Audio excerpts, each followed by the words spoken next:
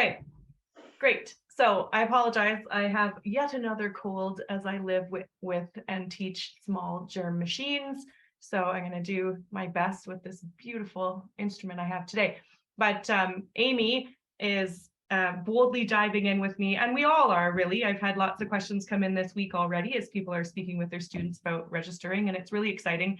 But I still have to refer to my own notes and the notes of many a committee that contributed to some updates for our vocal showcase. So this is all on our website. So I'm starting with the chapter website, natsontario.org. And there's a little bit of background information, and most of what you need is on our main website. So that's where you would go first. Michelin might know the answer to this. I couldn't actually recall how many years we've been running the showcase. We used to call them auditions, the NATS auditions, as they still refer to them in the US. And then it's been a good 7, 8, maybe a little bit more years that we've been running a showcase that's designed more specifically for our membership. So we certainly have a lot of elements of our particular showcase for our students that are customized to our demographic, which is great. So although it's a bit different than how they might run it in the States, doesn't mean you can't go onward to regionals, but you don't even have to actually participate in a chapter round audition showcase to go to regionals. So if students want to go into the States for the next round, they can. They just need to check in on those rules because they may differ from ours. So if you're looking for our showcase, when you come to the website, it's in the midst of being updated constantly. We have the fabulous Amanda Kind working on some updates, but Ontario, the showcase is here. And most importantly, is the handbook. But a lot of the stuff is right here. This is where you'll come to pay, because even though we use the software to register, we have to pay through our PayPal so that it goes directly in Canadian dollars to us. The donation button is always there because we love additional support for scholarships, which goes straight to scholarships. And then we have the dates and places, and most importantly, the handbook and this Canvas list that we're going to talk about in a second. So I'm going to talk a bit about the new handbook bit by bit. And I'm going to open both of these because Amie's going to speak about pianists at some point. And I do loathe how this doesn't go away when you're trying to get to stuff. Go away. No? Just had all my tabs.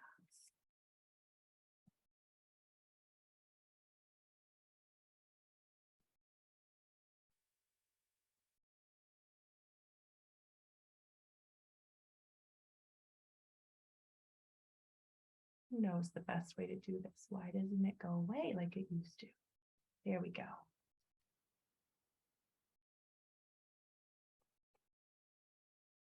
So the handbook is lengthy, but it sort of describes everything that we do, and there is a lot of new information this year. So this is on the website, and it can be downloaded as a PDF.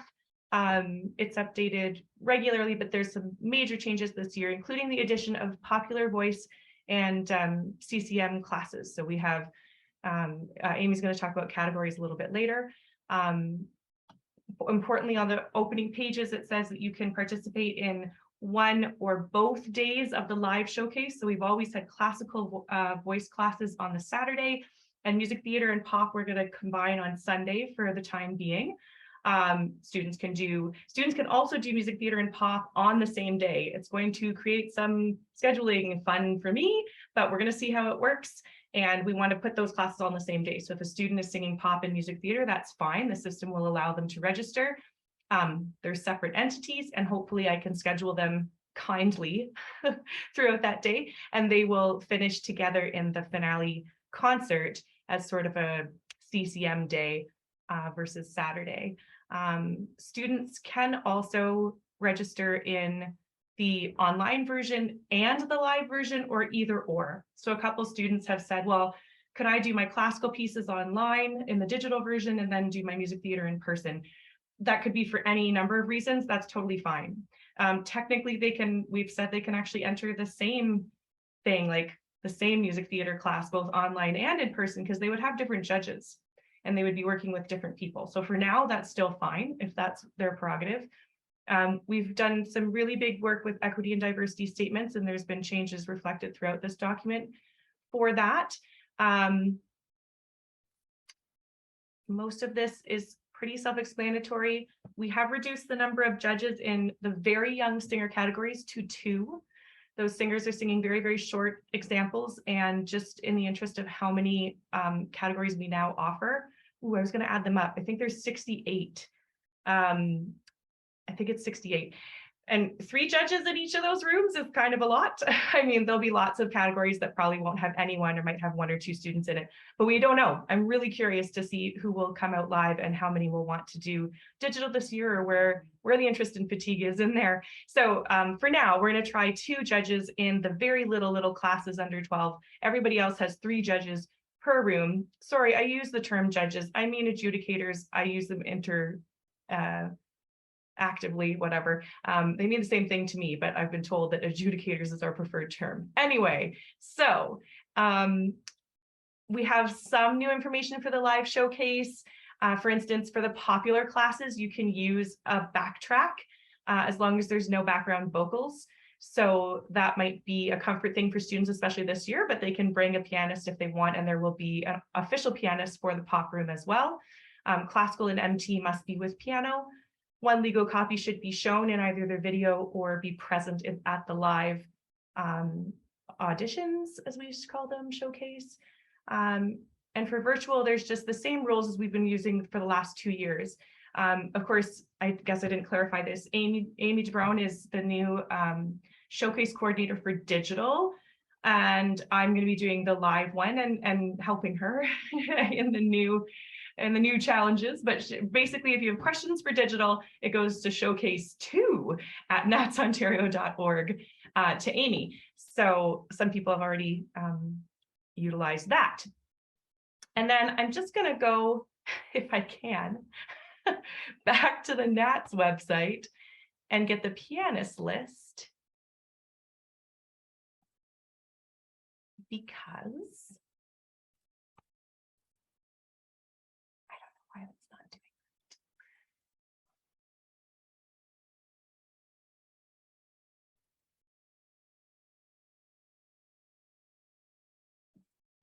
it. Maybe I can just, oh my goodness.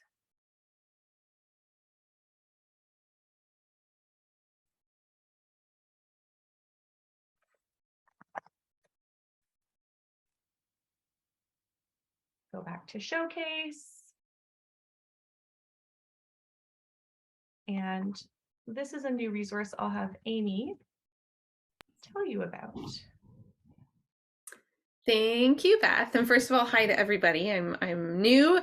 I am so thankful to have Beth holding my hand through this. There's a lot to learn, but we're getting there. So this is a new little list that's been compiled that is available on the website as we are viewing right now. So if you click the link, this is what you'll see. I'm just going to do like a quick little overview sort of what this says for everybody. So in a nutshell, this is saying that teachers cannot accompany their own students. If that is something that you regularly do, you must find someone else wonderful to play for your students, because you're probably going to be busy adjudicating others that day. Students and teachers have to arrange for that accompaniment themselves. So if you have a favorite person and you want to invite them along for the day, then please do. Otherwise, that's kind of what this list is for. And it's up to you and your student to arrange sharing of music, or printing of music, or rehearsal times, or whatever it may be. Okay. Same day rehearsals, something to keep in mind is that the same day rehearsals are going to be really tricky to schedule, because it's still an active music faculty. There will be trumpet majors who want practice rooms too. So if by any means, if you're able to meet with your accompanist beforehand, then that's always really helpful to meet the week before rather than the day of. Your rates are going to be set by the accompanist when you discuss that with them. There is a rate mentioned in the handbook. Correct me if I'm wrong, Beth. I feel like accompanists have the right to change said rates if they want to. Yeah. So that's just going to be up to the discussion you have with your accompanist. But what NATS is suggesting is listed in the handbook. which I think is $20 a song. So for 2 song classes, it's 40, and for 3 songs is 60, but that is totally up for discussion. It is also up to you and or your student to communicate your performance time, date, and room to your accompanist to make sure that they are there to play for you, because that's important. So make sure that you communicate it, because NATS will not. On the website, so if you can scroll down there, there's a list here of pianists that we trust and love and suggest. If you need to get in touch with somebody, and their general location is listed there too for ease of rehearsal scheduling. If you want to get in touch with somebody and reach out, then their contact is there. These are accompanists who've agreed to be on this list. If you want to use somebody who is not on this list, then please, by all means, contact us with their information so that we can add it and add them to the registration list. And then new for 2022, we have these official accompanists. So this short list here of accompanists are, if you register online on Auditionware and you select OA or official accompanist under, I think it's OA1 or official accompanist 1, official accompanist 2, because they can only have 7 singers each. So it's just so we don't time out. So you can pick 1, 2, or 3, totally up to you. It will charge you for their accompanist fee when you do your payment. And then presumably one of these people will be able to play for you, unless they get really crazy busy. We'll organize something else for you. But assuming that you still need to find someone, and we'll arrange for a quick rehearsal on the day of, then you can select OA and you'll be assigned to one of these lovely people. I think that's all I had for now. Beth already mentioned that you must have a live accompanist for online and live classes for, sorry, you need a piano accompanist, I should be clear, for live and online classes for music, theater, and classical. But you can use a track for live and or online for the pop category. So we'll talk about that when we get into categories. Yeah, all virtual submissions, you can use tracks. Yeah. Classical and MTU, it doesn't matter. Live, you have to have a pianist there for everything except the self-accompanied or any pop class, is another way to say that. Thanks, Amie. This official list is one of our responses to the recent survey of membership. And there was an idea that, you know, when you just click OA1, you have no idea who you're being placed with. And every year, now I have some extra help, but every year one of my duties is to find basically local accompanists who are willing to be paid by NATS and have these same day rehearsals. No, they're probably going to be full and stuff like that, right? So some of them might say, no, I'm full with a studio this year, or others might say, yeah, put me on as an OA and we'll see if I'm busy or not. Some years I don't need them all. And so then they hold that weekend and I have to tell them not enough people signed up. It's a real game to see who needs what. But the idea was that teachers were really hoping they could have at least an idea of who's playing. Something I anticipate is these people will be listed as pianists because they've played for studios in the past. So I'm not going to eliminate them from the list, but people cannot choose their own OA, because A, it won't charge you appropriately, and B, the scheduling won't work out. So although these are the people that are playing, if you need an official accompanist and you need to pay for that, you still need to select OA 1, 2, or 3, and then one of these people will later be assigned. So it should all work out, but that's part of the reason we haven't listed pianists, official accompanists in the past, is because if people choose their own official accompanist, it doesn't work for the software to do the charging appropriately and go from there. So let's go back. And Erin, to answer your question, yes. Erin was asking if there would be rehearsal time if you were choosing an OA and coming from out of town, and so you haven't had a chance to rehearse with your OA yet, there will be time and space allotted for that rehearsal. Yeah. I think 10 to 20 minutes a song kind of, or a package. Yeah. Sort of thing. If you choose an OA, you're sent an email well in advance with, this is your OA for the day. This is their contact information, so the student can send them copies. Most of the time, the pianist will say, oh, I know those songs. I'll see it that day. Then it's my job to schedule a rehearsal. So I'll say, okay, Erin, your student is scheduled for a 10 o'clock rehearsal with Jason. Their class is at 12.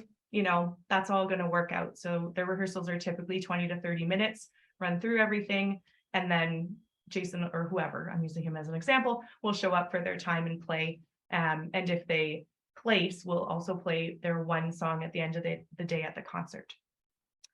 So we're back to the handbook, and I have on my list rules, but we did a lot of that already.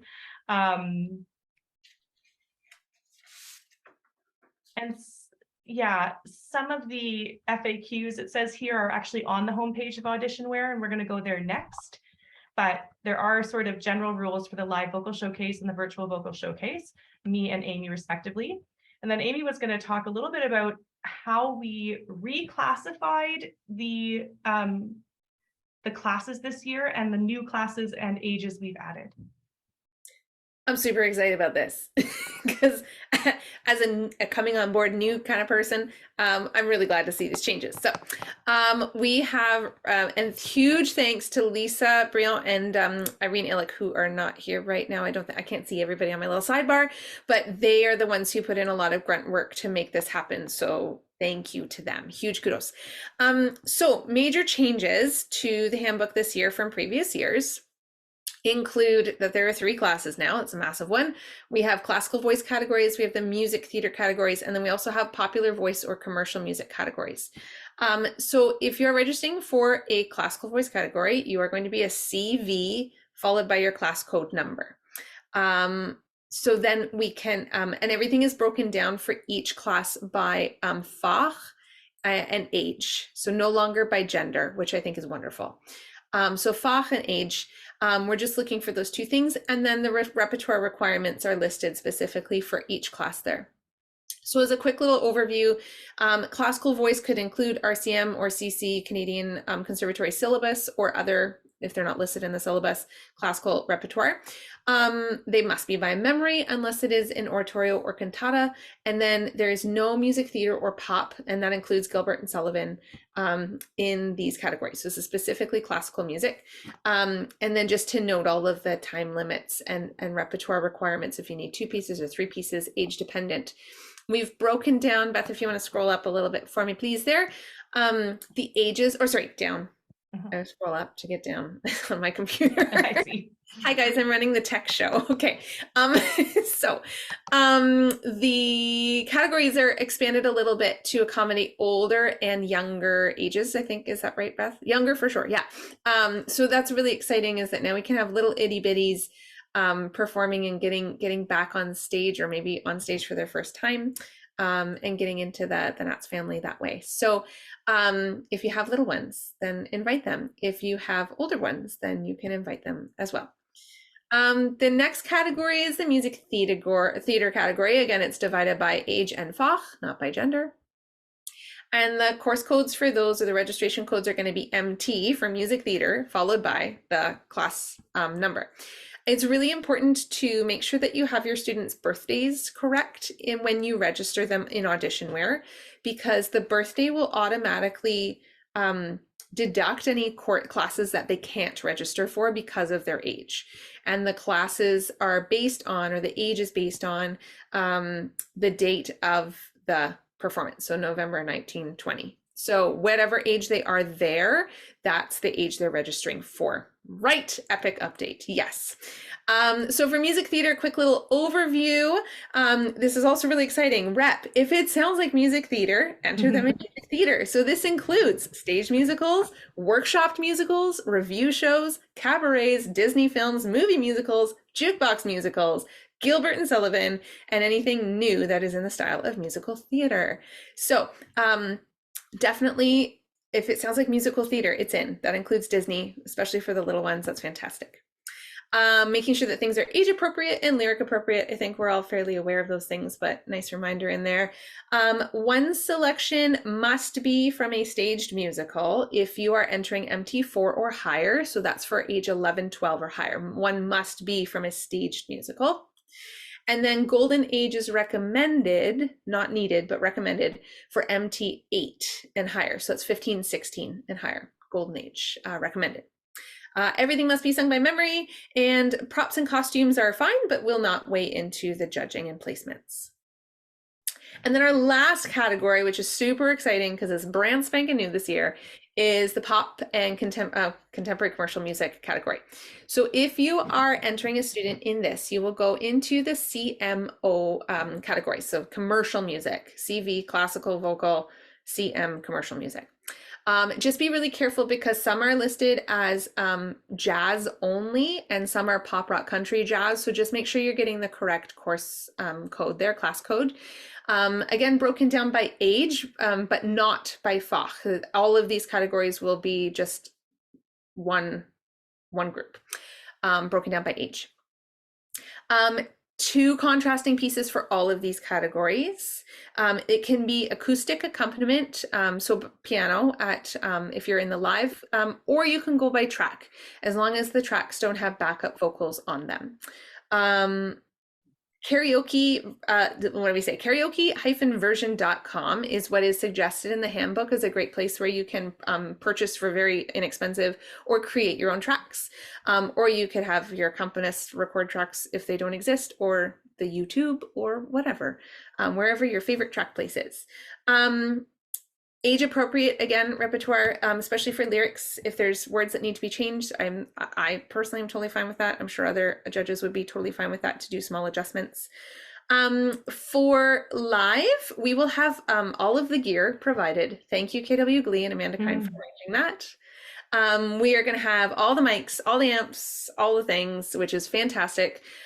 If you are entering online for this category and you or your singer does not have access to gear, then that is okay. It is recommended because it is something required of this style, but if you don't have it, then don't go out and buy it all. Something else too, that if you want to bring your own microphone or your singer wants to bring their own microphone to the live day, I've confirmed with Amanda Kine that that's okay, as long as they're using a standard XLR cable. So the male-female standard microphone cable, that's what we will be hooking up that day. What else? Everything has to be sung by memory. Things that are pop style, but still from musical theater, so like jukebox musicals or Hamilton or Rent, they should be still entered in the musical theater category if they will be singing them in a musical theater style. That's for a jukebox. Self-accompanied, we've had this question come up. So self-accompanied for digital, we had the question come up that if the singer plays in a band and they play an instrument in the band, that is then they're self-accompanying.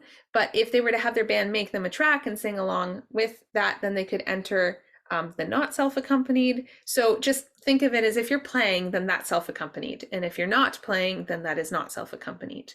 So that's new. It's a new breakdown that Beth and I are figuring out. But if that's sort of where we're settling. If they're playing, then it is therefore self-accompanied. And then singer-songwriter options, covers, excuse me, covers or original music allowed in this category as well, which is awesome. So there we go. There's the breakdown. Thank you again to Lisa and Irene for making it amazing. Can I intersect for just 1 second? Mm-hmm. You guys are amazing. Thank you so much for all of this. I've just been following the questions. Do you mind if would you prefer questions at the very end? We can do some now and we'll do more at the end. I haven't watched the chat at all, so we can ask some questions if that's what's on people's mind. Okay. So I'm just making my way through. Okay, so one was actually I asked this one. Warm-up rooms. Yeah. Are they available and provided for students doing the live? So at every facility, what we say is there are warm-up rooms, but realize that you're still at a functional music faculty. And so there are only so many rooms that are designated for NATS. And if we have 300 singers, don't necessarily count on it. And that's why, especially we put right in the syllabus, please don't expect there to be a space for you to rehearse with your accompanist on that day. It may work out, but if you've not rehearsed with your pianist and you're bringing your own pianist, space is paramount at all the places that we go. So it just might not be possible. When we have 10 rooms running simultaneously, plus official accompanists who need rooms, plus, and also these faculties are kindly hosting us, so we can't just take over every single room in the place. The answer is maybe. So we always do have designated practice rooms. Typically, it's not been a problem at the facilities we go to. It's part of the reason that we are at the lovely places we tend to frequent because there's enough space and it's generally not a problem. It's just if everybody planned, well, I need to run my pieces again with my pianist, that would be lovely, but isn't necessarily going to work out depending on the time of day, if that answers that. And to sort of piggyback that too, Beth, sorry, Allison, just quickly, it just as we're looking at the self-accompanied class here, they should come warmed up and prepared and their instrument tuned if they've got a guitar and they need to tune it or whatever, because that counts towards their 10 or 12 minutes of allotted time of performance. So if you have a self-accompanied performer, just make sure they know to come ready to walk in and play. Okay. Just a few other things. So Aaron had asked, and a few of us were wondering this, for if you guys could clarify the first, second, third, fourth year, whether that is specific to music students or if that includes all non-music university students. It's a good question. So once we get past 18, we're still listing at this point, we're still listing at this point year 1, 2, 3, 4, and then adult. So I often say to people, enter the class you think is best for you. If you are, for instance, we used to put gap years in with sort of the upper year high school because they really were, even though they're on a year off, they're a little bit more high school than maybe university, to be fair. And it didn't seem to bother anyone. Now my gap years, depends on their age, they'll probably be in the 17, 18-year-old category. But if they're older than that, they really would qualify for first year music because they might be in first year music. And if you have a student who's a chem major but sings really well, they're welcome to sing in their appropriate year of university, knowing that they will be singing with some music majors, but not necessarily all, and not necessarily like you might have a classical singer singing music theater or a music theater university level students singing classical. Like there's all kinds of crossover here. So I tell my singers to enter wherever they would most likely be. If not, once they're 19, they should look at the adult categories. So we didn't kind of explain those in complete detail, but we've got this novice adult under 30, advanced adult under 30, and then 30 plus, etc. So you kind of have to look at that. Once they're 19, they could go into university age categories. A lot of my students like that because they're guaranteed to be with peers. If they go into the adult core categories, it's a little bit more flexible. It's a little bit more diverse. They're going to see 19 to 30 in either I've studied for less than 2 years or I've studied for more than 2 years. And so those categories are super fun because they are quite diverse depending on the year. But that's how I kind of deal with the over 18 crew. Yes. Great. Thank you. And the next question, or I'm going to group these together. Amie, you touched a little bit on like the self-accompanied classes, but there's some questions here. Do the tracks have to be piano only? Can students self-accompany, and can they self-accompany on guitar? So tracks have to be piano only for classical and musical theater. But they can, especially in pop music, because we really want the rhythm and the beat, the drums, the band. They can be a track for pop music that is instrumental. It just cannot have any vocal backups on it. So no vocal line at all on whatever track you choose, but piano only for musical theater and classical. And then yes, self-accompanied is pick your own instrument. If you want to self-accompany on kazoo, like you go for it. Ukulele, I expect. Yes. Yeah, ukulele, guitar, piano. But Amie, the self-accompanied isn't for the regular pop classes or music theater classes, right? That's just for self-accompanied classes. Correct. It is a specific class in and of itself. And Beth, if you want to scroll to that page there, it is a contemporary music class. So that's a self-accompany. There it is. Yep. Under contemporary music. So that would be self-accompanied pop songs. So you are singing Happier self-accompanied on ukulele, right? Or whatever. Yeah, at this point, we don't have self-accompanied classical or music theater, is all that means. So pick something in the larger realm of popular music and you can accompany on, at this point, any instrument, and we'll just see. It's year 1. Let's go. But can you clarify, because I've had this question as well. Can you clarify that self-accompanied is just in the self-accompanied class? It's not to happen in the pop or jazz? Yeah, if you're up here this is accompanied by track or live accompaniment pop jazz. If you want to accompany yourself, it's still from the pop repertoire and you accompany yourself.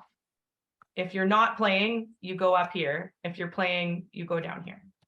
And if you're in a pop or jazz class, you can have, and you're live, you can have a track? Yes. Okay, thank you. Correct. Yeah. Tracks possible for all CM classes, live or digital. Yes, great. This is a question I just thought of that other people may have too, so I'm going to ask it. Can people bring like a track on their phone? What will be the types of mediums, you know, provided to play the tracks? I think we'll have to get more specific on that. We've discussed it. Amanda Kind is going to be our CM host. And so she knows lots of things. There'll be a person, there'll be Amanda in the room both like all day. So right now, I think we'll have to send some more detailed information, but she will have a doc. There'll be kind of standard ways to, yeah, I think phone would be the best. We might get into a situation depending on how many people enter of like sending, like pre-sending her the tracks, but I don't want to volunteer her for that right now. It's going to be a bit of an adjustment, and that's why a person is there hosting this year to see how that goes. But she's really familiar with her gear, and she seemed quite confident that generally things will play pretty well in a standard port or dock system thing. So most people were going to bring on their phone a downloaded track. I think we said that somewhere so that they're not using YouTube and you know, having ads or whatever. So as long as it's a prepared track, phones should be fine. But that is on my list of things to clarify with the people that register for these classes. Great. And then one other quick question, just that kind of segues a little bit. You touched on like with music theater, you know, Hamilton or whatever, if it's done in a music theater style, it has to go in a music theater class. How about stuff like so many jazz standards, for instance, where you've got like the Cole Porter songbook? Would that be permitted in a jazz class if it's in a jazz style? That would come down to how they are performing it. So if they're performing it as a jazz musician, it's a jazz song, right? Even though it may be taken from Showboat or something else, right? And same with like jukebox musicals. If you're performing Beautiful by Carole King in the musical theater version or style, then it's going to be a musical theater song. But if you're performing it in a pop song, as a pop song, then you want to enter the contemporary commercial classes.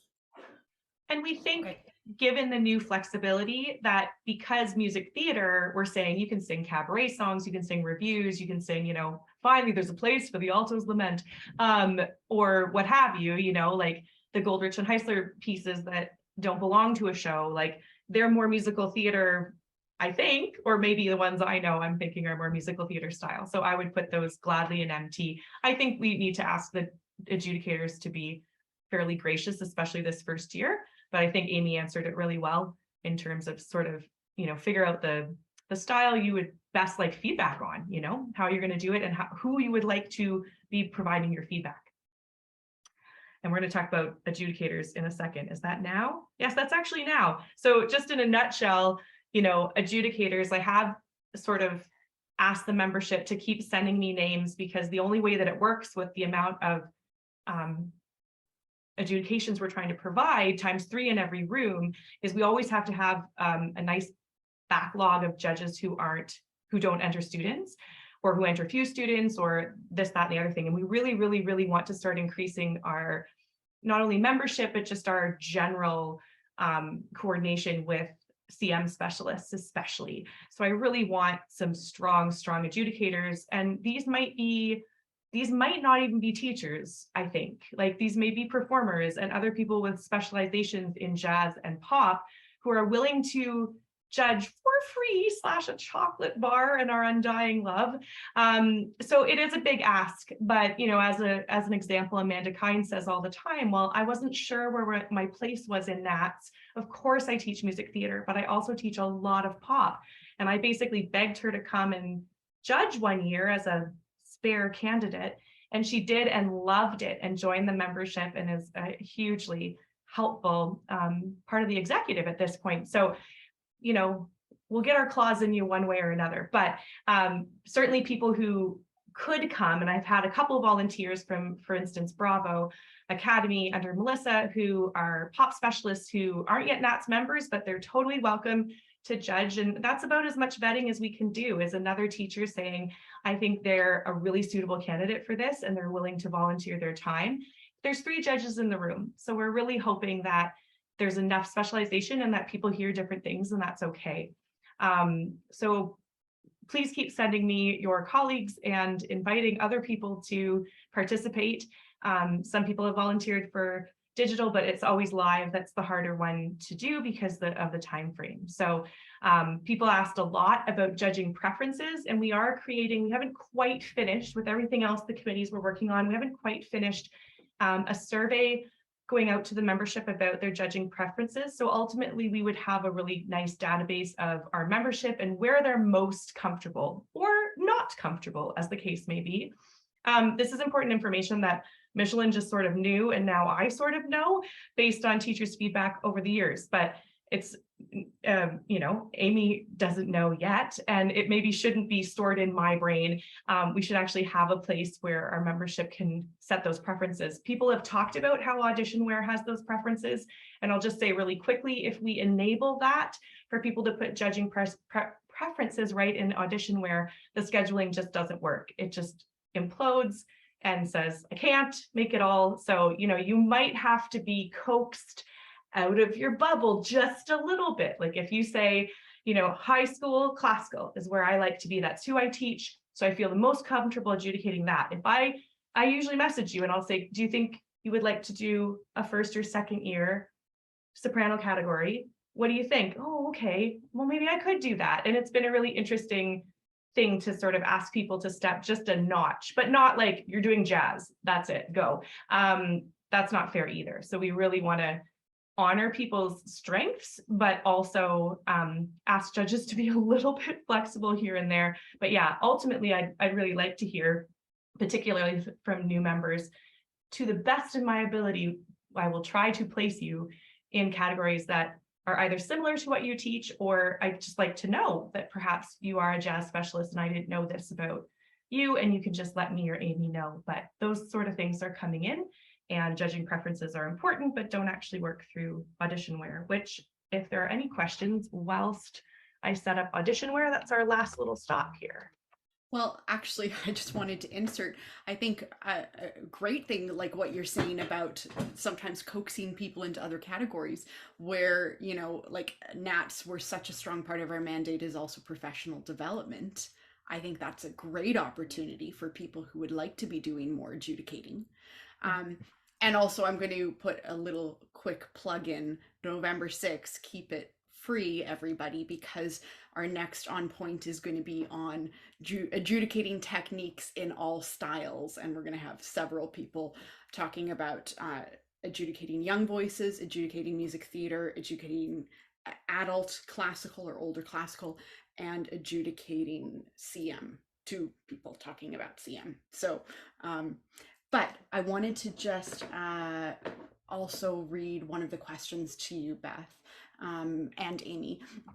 So Michelin was asking, if you're entering students in one of the showcases, are we as teachers still being asked to adjudicate both online and in person, or just the festivals we enter students? Yeah, that's been the most common question and needs to come up, and it was on my list, but thank you for prompting it now. So people have been asking this in droves. Right, it's the first year we've done both. So basically, if you enter a student in it, you're responsible to judge in it. So if you have students in both, you're judging in both. If you only put students in digital, you're expected to judge digital. You cannot choose, therefore. You can always choose to go above and beyond, but I had a lot of people say, I'm putting kids in both, but I only want to judge in digital. That's just not going to work for everybody. Or someone said, I'm only putting students in the live, but I can't be there, so can I double up on my digital? That's just not going to work for me and for one person to organize. So just assume the same rules apply. If you enter a student in a showcase, be it live or digital, they're separate entities. You are responsible to volunteer your judging expertise to the benefit of other students. And if you can't, there are fees to pay, or and you can replace yourself. So those fees have also changed. We should have kept scrolling in the handbook.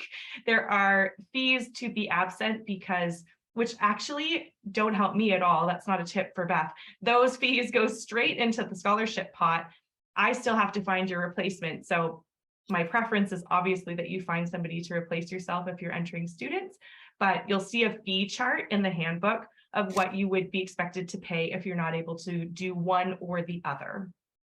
Yes, I think that's all that needs to be said about that. But if anyone has more questions about that, that was a really common thing that people were asking, given that we have the 2 streams this year.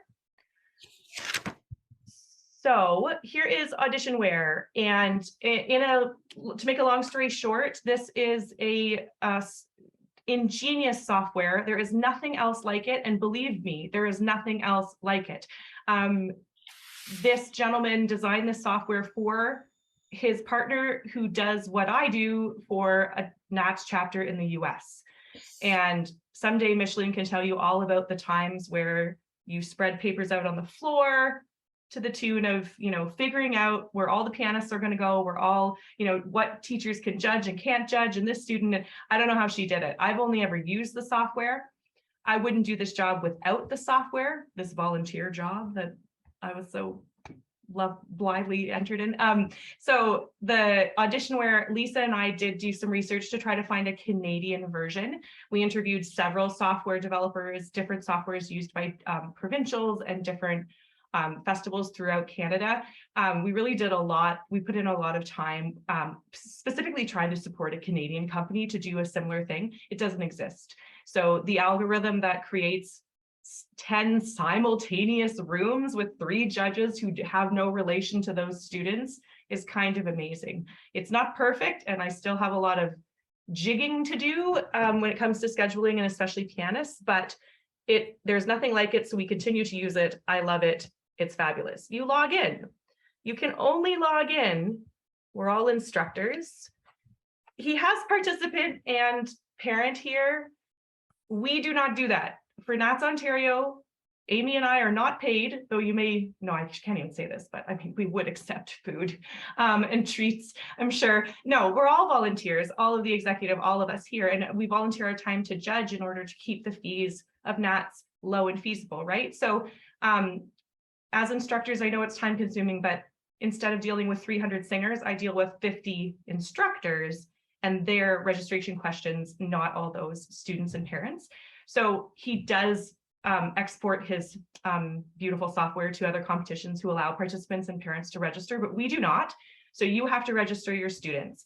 If you have never used Auditionware, you need to create an account through me, which just means that I need an email that you do not use for nats.org. So if you use an email for big Nats, as we so dotingly call them, that we cannot use because that will take you into the American version and you want the special Ontario showcase. So all I need is an email that isn't your big Nats email. You'll create a password and you're in. You guys get special viewing, including the fact that Brad does not want to be talked to on a Sunday here. But this is what I see. You'll probably only see the left part of my screen because this is all my setup. Believe me, you don't want any of this. Nobody wants this. But on the left is how you would register students. So in theory, you should all see this now because you should be able to click on Digital Showcase or register for the Vocal Showcase. Be careful to put your students in the right ones. And then these are other auditions and conferences if you are using this software for something else. If this doesn't come up, then go to change and you might be in a different region. There are other groups that use this. And I had to change back to the Ontario Showcase. If you decades. Well, one of the things is this. So if these are some of the ones that I've entered in the past. I don't have that. You don't have any sort of change. No. Good to know. I better make sure that everybody can see this. In theory, you should be able to see this. You guys don't have this. This is admin only. But on the left, people should have. And if they don't, I'm sure it's something I can fix in terms of the digital showcase is active, but the vocal showcase isn't. Let me check that because this is what we should see. And then when you click on something like this,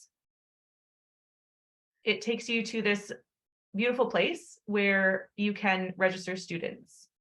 So I want to register someone for digital.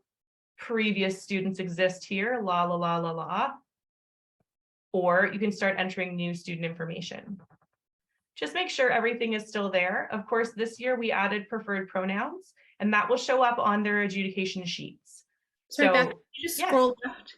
Just scroll left on the screen for us, please. If you're able to. I don't have that. Okay. We're taking a portion of it. Oh, there it is. Okay, sorry. It's good. So, digital vocal showcase. This is a returning participant, or you can just put in their information. Like I was saying, we want to update preferred pronouns because it will show up on their sheet, or you can leave it blank. This is my old address, haha. But I will say, we do not need their mailing address. If you put in your own address as a teacher, and please do, it will remember that. And every time you enter this, you just, click the thing. And that's fine. I wouldn't put the student's cell number either. I will never call them. I would also probably put my email here. These are terrible, terrible tips, but I do actually think they're not terrible, because if you put the parents' email here, they may or may not get a lot of information they just don't need. I think the majority of teachers are using their email here, and then all the information comes to you and you can filter it to students. Birth date is now paramount. It used to be a little bit flimsy because you were entering them in a grade. Now we really need their birth date to be accurate. This does not show up on their sheet. This is, again, something that we might eliminate later, but if you want to list, this is really optional. This isn't going to show up, but this student is now up here. And you can put previous teachers because the system will try to keep them from being their judge. If somebody just switched studios, and they don't really need their teacher of 10 years to be their judge because they're newly with somebody else, that is kind of helpful. But it can't always accommodate that. Ruth is all set. Now I can put Ruth in a category. Like Amie said, because of their age, they only qualify for the following categories. So these are all the classical categories they could be in because they're in first year university. There's all this. I guess it says they could be a graduate level, not sure why. Or I could put them in adult classes. And here come the MT numbers they can sing. And here are the CM numbers that they qualify for because this singer is over 19. So let's say they're in pop. Great. I like this new button. If you don't know their information or their repertoire yet, click here and you can go to the next thing, because that is so helpful if you want to start setting your forms up. And I can start seeing how many students are coming in. We don't need their repertoire immediately. Their repertoire is due on Halloween. And then, yes, you have to enter all this stuff. And because this is digital, it's prompting me to add a YouTube link. If you see that, you're in the wrong thing if you wanted to do live. So if you're prompted for a YouTube link, that should only show up for digital submissions. And I don't know her rep yet. So I'm going to go back to my screen. Now I have 2 students registered for digital courses. And if I go back home, you should be able to, and I will, thanks Amanda, check on that. You should be able to click on regular vocal showcase. You guys should have these blue buttons on the left. None of this pertains, but you should also be able to see the homepage down here that has a little bit more specific information, like the costs. All of this is in the handbook though. This is just sort of a quick review and who to talk to. We remind you here that you please should not pay your fees until everything is done, because that will close your registration. So just wait till everybody's totally set and repertoire is completely finished and URLs are all in before you pay your fees, which should be totaled properly, but sometimes we have to make some adjustments for absentee fees. OAs should be calculated properly, but we want to double check that. And that's partly our treasurer's job. Mike and I will cross-reference people's registration, so people are charged the appropriate amount and they pay via the PayPal button back on natsontario.org. So yeah, not super fun that we can't see that right now. And I bet that's something I can fix today, if not tomorrow. I'm not sure why it's not active and showing as live, but that is most of the website things you need. NATS Ontario handbook. Unmuting to applaud. And I can only do all this because Michelin taught me so. And now I'm going to teach Amie. And the software is really kind of amazing, and it definitely doesn't do everything, but it does sort of an amazing job. Once everybody's in there, it runs an algorithm that places students and splits classes and does all kinds of things for me. And then it shows me all these yellow, I can't fix this, and I have to manually go in and fix it. But compared to lying papers out on the floor, it's pretty excellent. So, and it's very reasonable. It happens to be American. He's based in Utah, but he's a fantastic, this is his side hustle. He has a real tech job. His side hustle is Auditionware, which was used so prominently by NATS chapters that nats.org picked it up. And that's where we hit a couple of hiccups, because Big NATS uses it exclusively now for auditions. We, as a special showcase, who don't want to pay American fees and who don't want to necessarily use their handbook and syllabus for very many reasons, we have to use an email that isn't associated with nats.org, so we can do our own thing, but we can still use the software and be able to do our stuff. And we should be able to, drop down Great Lakes regionals and stuff like that in the change button. So those things should be there, but I'll just have to check why that's not active. More questions? Yeah, one, because I was trying to log in also to see if I could Sorry, see. I should have asked more people to test it. No, don't worry. Well, and I'm asking this question because I remember I had trouble with it a year ago, and then a year passes and I forget the answer, and so I'm anticipating other people may. How does one log into the Auditionware thing again? Because when I went to log in, it said, you cannot log in through this, and then it kind of diverts you to the NATS, like the Big NATS website. Oh, you can't use your NATS email. You have to use an email other than your NATS email. Do not use your NATS email, and it won't do that to you. Sorry, Beth. Yeah. Gotcha. So I said that earlier, and it's also in the handbook. It's because nats.org uses Auditionware, it's going to take you to Big NATS if you use that email. I just need to make you an account that's special for Ontario Showcase using a separate email. And then you log in using that email for us, which you can still access their other stuff, but that's when you can see our customizations.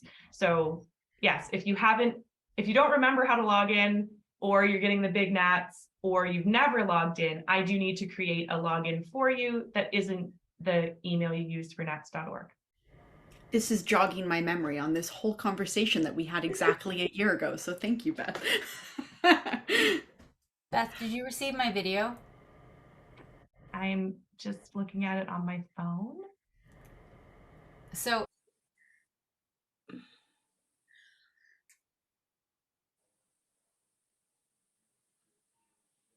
Yeah, mine doesn't look anything like that. I don't have that option. What the hell? Yes. People. That's really weird, Amanda. And you're probably on a Mac, right? Mine, I sent you a screenshot of what it looks like when I log in. The first thing that comes up when I log in. Oh, hold on. This is helpful though, Renee, because people can see this, right? Okay, no, people need to know this because other people have this problem. There's a green bar that says register for another audition or conference. Okay, if you look at the one I showed you, Beth, it says Ontario Showcase at the top. Did you send it in an email, Amanda? Thank you. I will just repeat some of what Beth said about adjudicating, because I am the person who is putting together all the adjudicating lists for everybody in classes.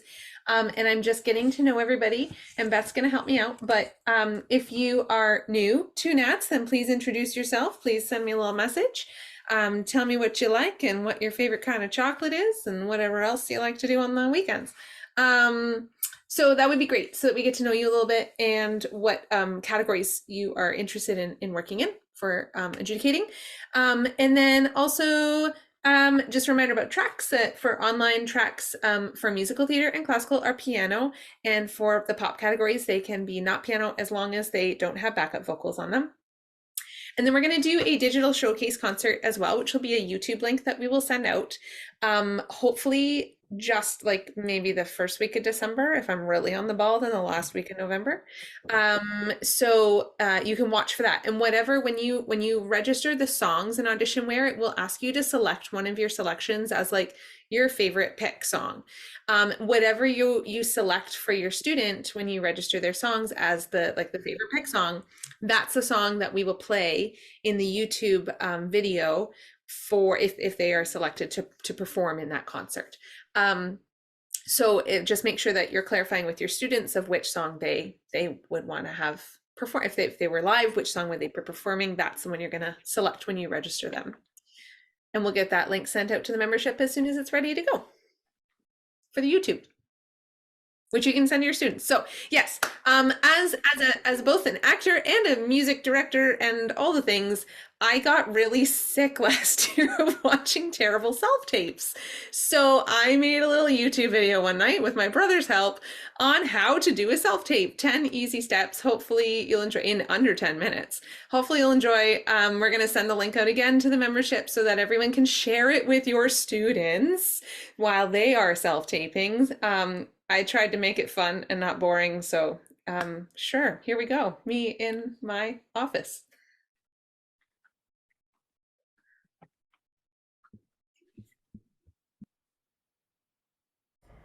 Oh, Beth, you have to share the sound, please.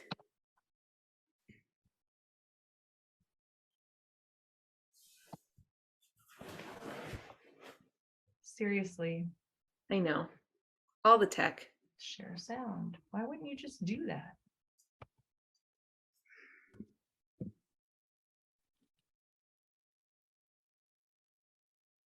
I've seen my fair share of self-tapes.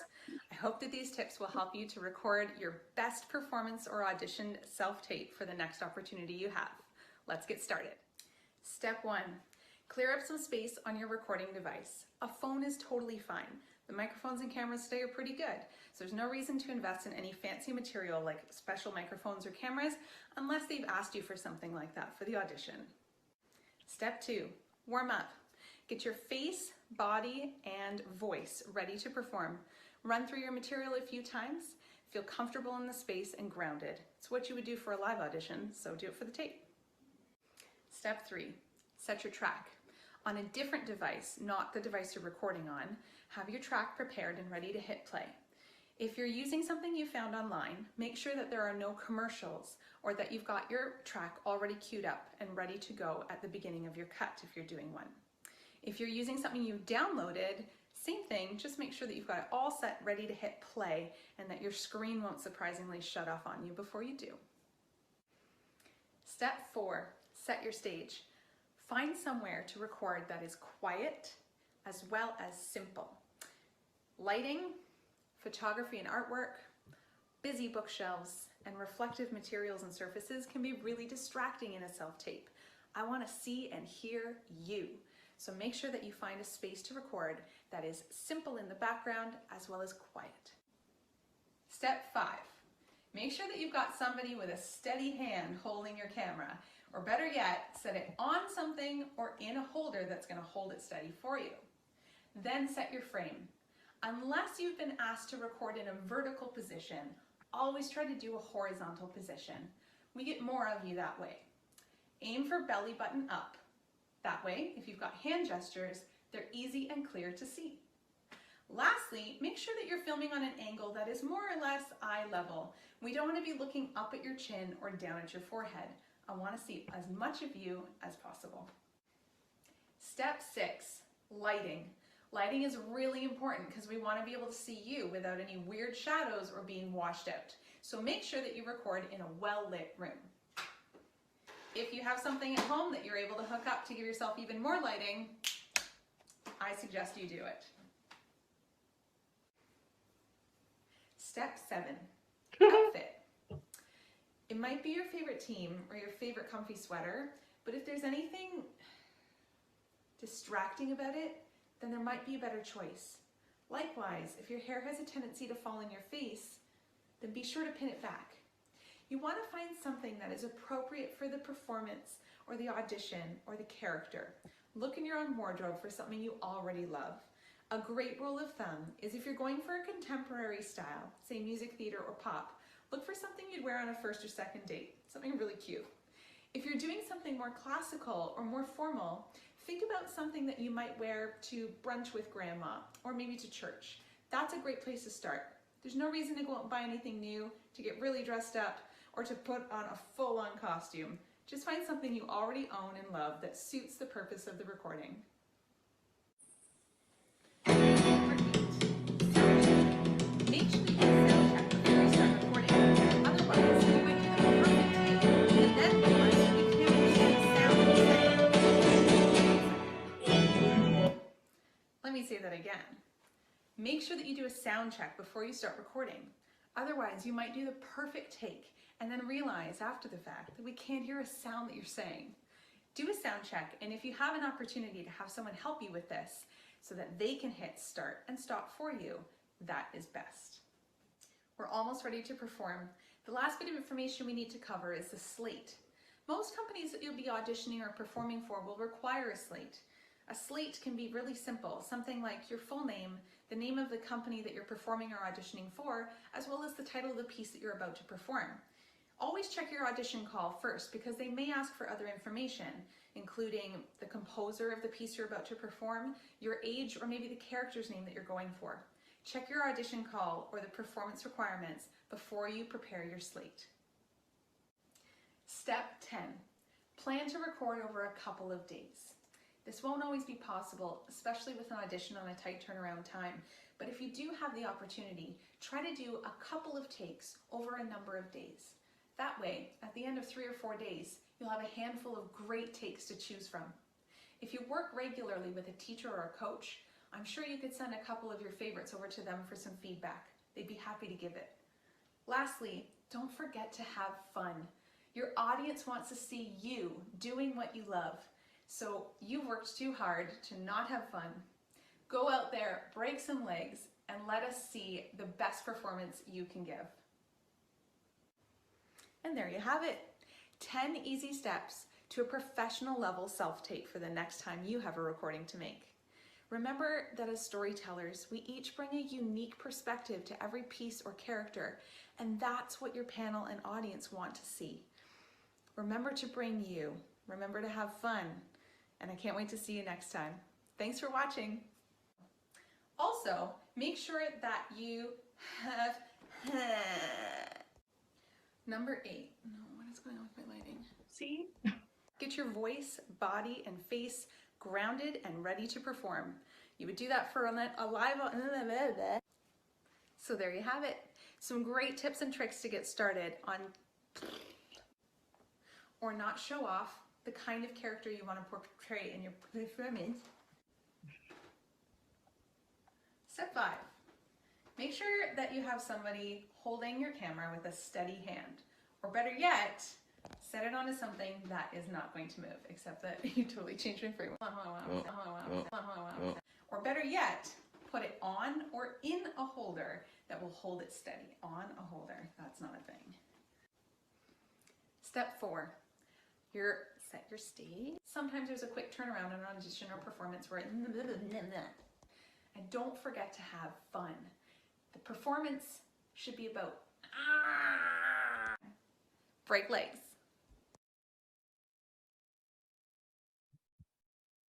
Nobody nails it the first time. Yeah. Love it. So yeah, digital. There you go. Feel free to send that out to your students. I tried to make it fun for them to watch and take those tips so that we are all watching really clear, great angled, well sound balanced videos as we adjudicate the online classes.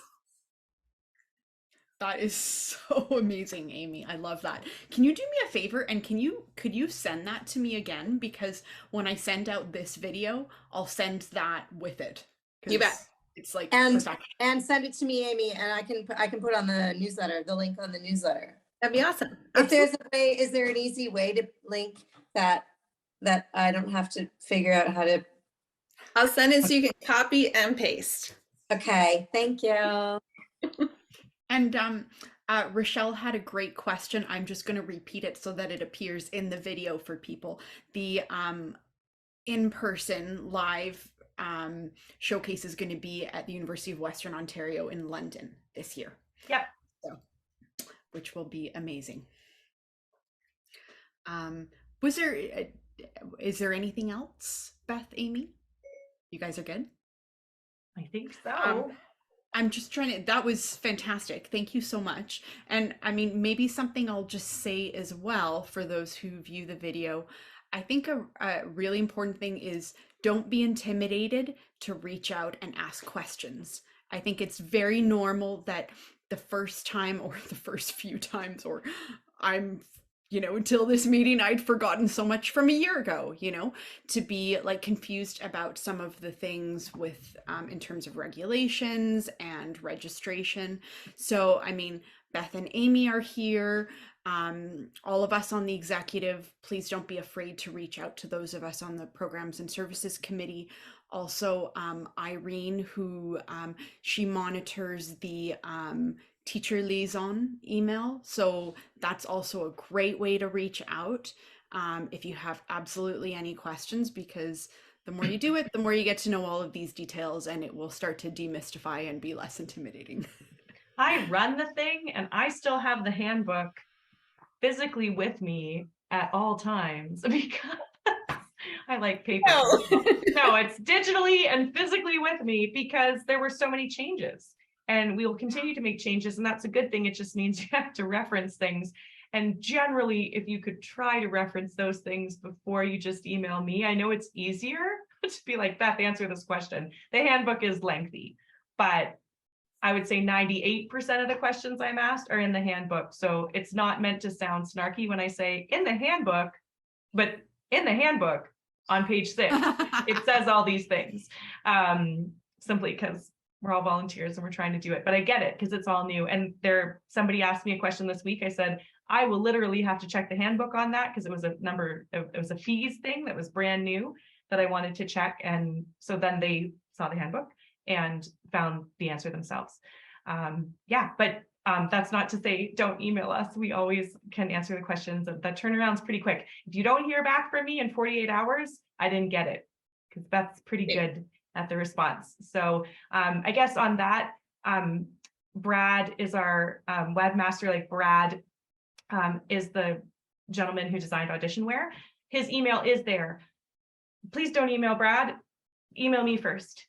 If I can't fix it, I'll email Brad. So in a nutshell, I try to discourage people from emailing info@auditionware.com. Ask Beth first. The only time you need Brad, which is sort of really common, is to reset passwords. I can't do that anymore. So if you're using the email you're sure is accurate and or you checked with me and I said yes.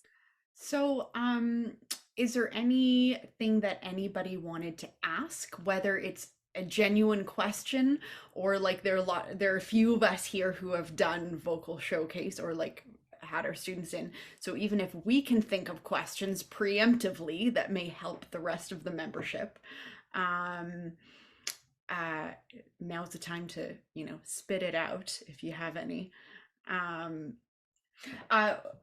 Just one thing I want to mention on the video, if people do have questions, also so that we don't completely drown Beth and Amie in a gazillion questions, if you go to natsontario.org and contact, under contact you will see under liaisons all of our names. This is what we're here for. We are the liaisons with the membership.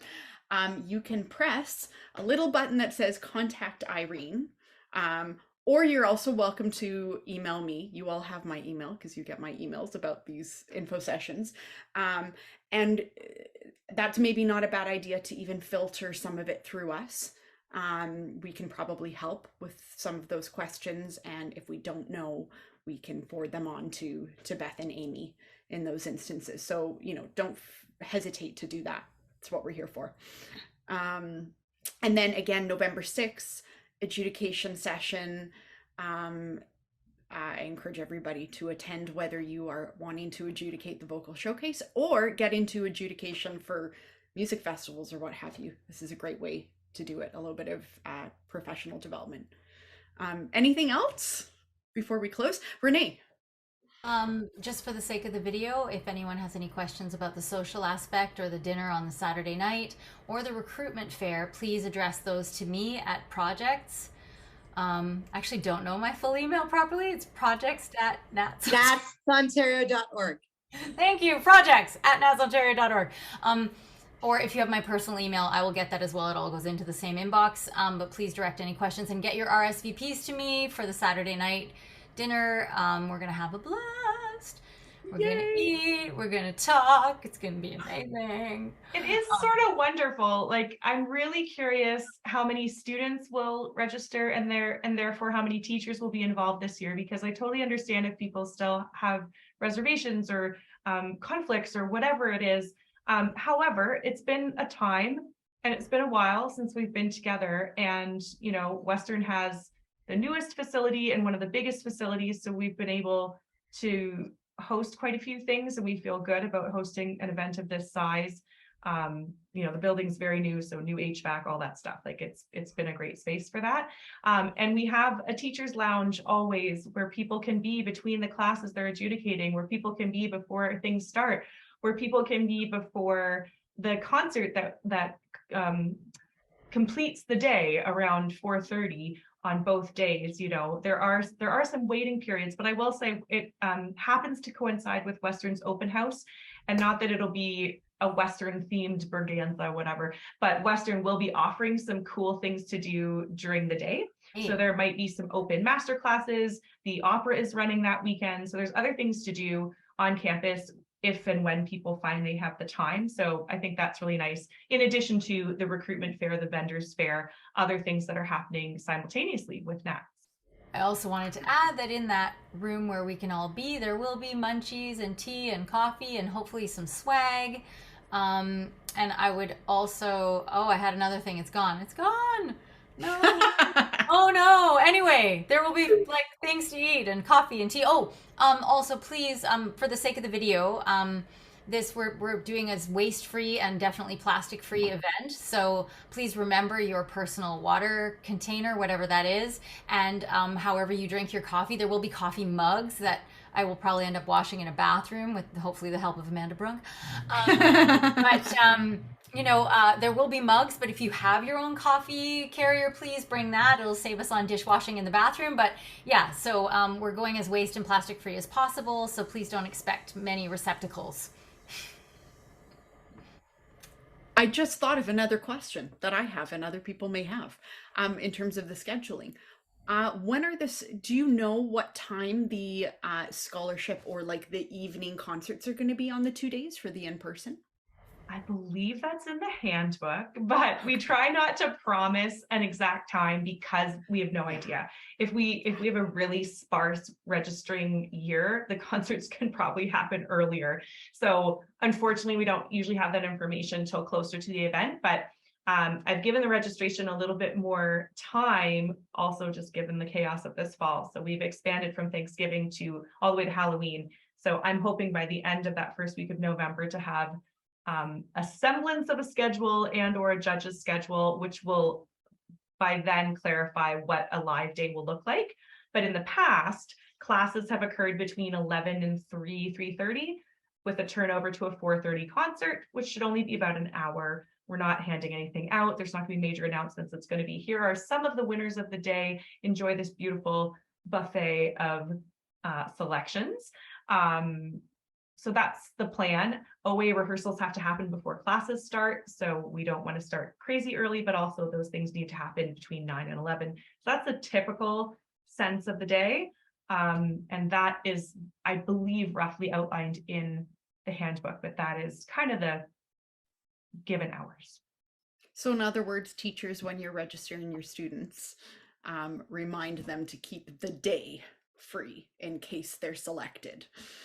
Especially for those driving from out of town. It's decently compact. They're going to be given their time, right? So they're 8 minutes, 10 minutes, 12 minutes or whatever. They're going to have in advance. You're singing at 1:30.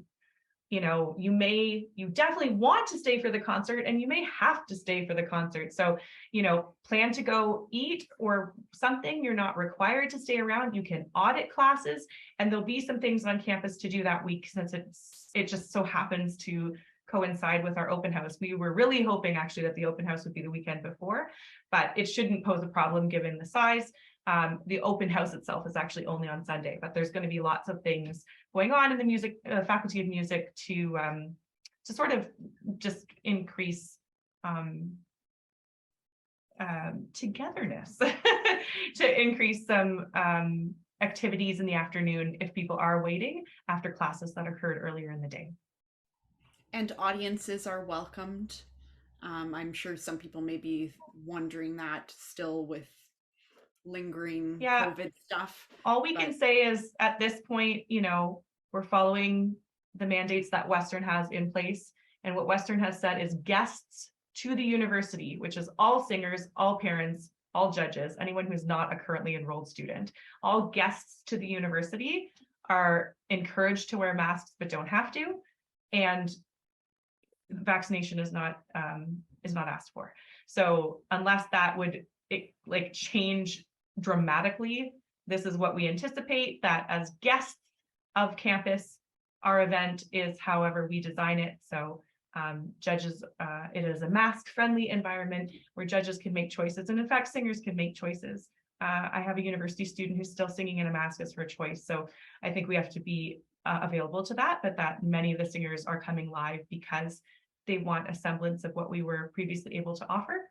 So that's what we're trying to do right now. Great. Awesome. Well, Michelle, did you have another hand raised? Oh, yes. Yes, thank you. Okay, so I think I've got a fair bit of information here. Just to recap, because I'm kind of new to this. Okay, so the students, they register. There's a fee to register? I'm sure it's all written somewhere, but you could probably just tell me. Yeah, it's all in the handbook. You have to register your students just to streamline it. So you need their birthday and their repertoire, and you'll go into the system and you'll add them. I will make a schedule and send that to you that you then distribute to your students. Sure. So, and there's a fee for the students to register. Yeah, we didn't talk about numbers at all. It's in the handbook, but generally it's $25 if you're younger than high school. And typically those people are singing 2 pieces. Okay. $30 if you're of high school age approximately and you're singing 3 pieces. Okay. And then $35 for over 18, all university level and adults. And these fees include 2 to 3 songs and feedback from 3 adjudicators and the potential for scholarship and prizes. So the reason the fees are quite low for what they're presenting and what they're getting in return is because we're volunteering as colleagues to be adjudicators. So, okay, so that was my other question. So we are expected to adjudicate then? Yes. So absolutely. How does that work? We say which classes we're comfortable doing? So what Michelin was saying in the beginning was, if you register students in either the live or the digital, then you need to be a judge, and you'll be judging classes that your students are not affiliated with. Right. I make that schedule as well. I've asked people who I don't know as well, I know you sort of, to send me their preferences, and I do my very best to align you with that, given a little bit of wiggle room on both sides. For instance, if you enter students in only music theater, you will almost certainly only be judging music theater. So that's kind of nice. If you have students in classical and music theater, but you send me an email saying, I really, really, really, really want to adjudicate music theater, and this is why, I can probably accommodate that. But technically, if you have students on a day, you should be also willing to adjudicate that day, classical or proper music theater or digital. Okay, so is it a written adjudication, verbal adjudication, or both? It's written only. Okay. And because the students it's more of a time allotment than, say, a traditional Kiwanis. So a student has a 10-minute window to present their pieces. There are 3 judges present, It says all this in the handbook. You're not to collaborate. You write your own sheets, which are in your folder, and all of that's prepared by me. At the end of the day, all those sheets get distributed to the students and or their teacher so that they have that right away. And we present cash scholarships as soon as possible. And then there's a ranking system that I'll go over with the judges. We don't put grades on our sheets, but we do rankings. Okay. All right. Now, is there rules for students who, because I know this is an issue with other festivals, are performing professionally? Are they in other categories, or it doesn't matter? That's a good question. If you see our adult, for anyone under 18, it wouldn't matter. They would just go in their age category. For 19 and above, if they're pros, it just says that, like, they would probably be in the adult categories, and it says novice or advanced. So I guess they would be advanced. There's no conflict of interest in general with, we certainly haven't sent anyone a pack-in who's actually a working singer, if that's what they want to do. I know Kiwanis says, or Provincial says something about that. That's not been an issue in the past. Okay, it's a very big issue for a lot of my students in the festival. So I know you have little pros, and so do I. So yes, I mean, it's a very complicated situation. So not having to worry about that would be nice. Yeah.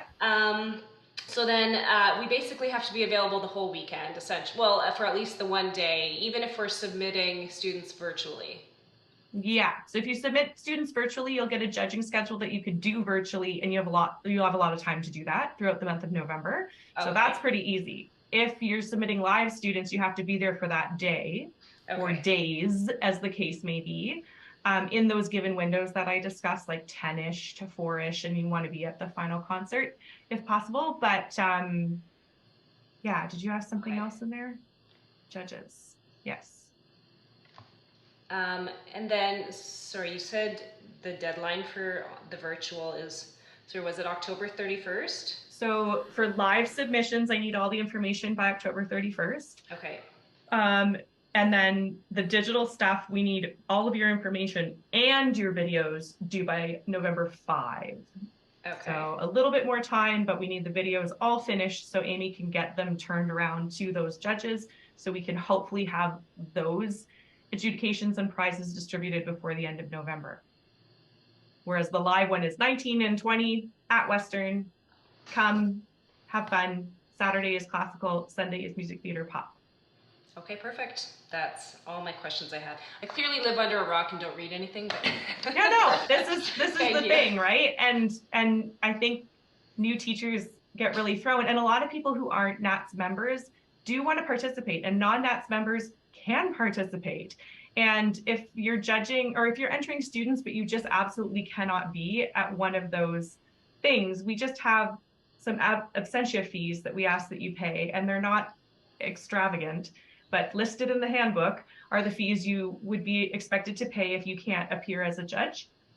Or you replace yourself. You say, I have a colleague who also adjudicates similar levels and genre to me, who is going to take my place. And that's great. I have to make them an account, and that's fine. So I know somebody who's like out of country, but wants to enter students, and that's great. But they asked if they could adjudicate just the digital version and send a whole bunch of students to live, and that's not really going to work. So I appreciate the volunteer for digital, which is still good, but if you have students in live, you need to be there for the live, or replace yourself, or pay the fee. Perfect. Thank you. Ta-da! And I think a great impetus for teachers who maybe have not done a lot of adjudicating yet to volunteer themselves is to get hired. For most music festivals, you have to have some experience, and then if you want to do examining, you have to have adjudicated a few festivals, and it's like this cyclical thing. So I think NATS is a very good entry point as well for teachers. All right, I think we're probably good, eh? Thanks for all those questions too, Rochelle. That's really awesome. So thank you so much to Beth and Amie for like all of your amazing prep. This was so good. And I think it'll be great for people who have never done vocal showcase to people who have done it, because again, I've forgotten like everything since a year ago, so this is a great reminder. And yeah, don't hesitate to reach out. Yeah, I should say that again on video, that non-NATS Ontario members can enter students in NATS always. We're a nonprofit and that's available. There is just an additional fee that some teachers I know ask, their like divvy up amongst their students just to be fair and say, you know, this is what it costs. So, I mean, that's your prerogative, but certainly non-NATS members may participate and then may want to join NATS or not. And non-NATS adjudicators are very welcome, just to diversify our pool. Thank you all. I'm going to stop the recording, and unless May has something she wants on the recording. Oh, it doesn't have to be on the recording, but I just want to say, well, first of all, thank you, everybody. Sorry, I was a bit late. And it's okay. Where are you again? Taiwan? Yes, I'm still here. You're allowed. And it was, believe it or not,